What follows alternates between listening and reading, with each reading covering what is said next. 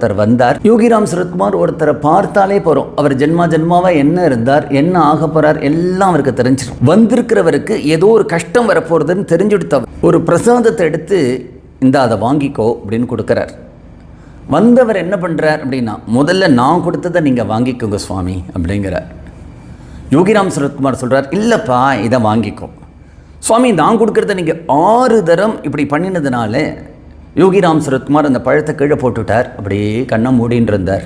அந்த பக்தர் போயிட்டார். அதுக்கப்புறம் கூட இருக்கக்கூடிய தேவகிட்ட சொல்கிறார், தேவகி அவருக்கு ஒரு கஷ்டம் வரப்போகிறது, இந்த பிச்சைக்காரனுக்கு பகவான் அதை உணர்த்துறான், அந்த கஷ்டத்திலிருந்து அவரை வெளியில் கொண்டு வரத்துக்காக இந்த பழத்தை கொடுக்குறேன், அவன் ஏதோ அதை சாதாரண பழம்னு நினச்சி தூக்கி போட்டுட்டு போயிட்டான்.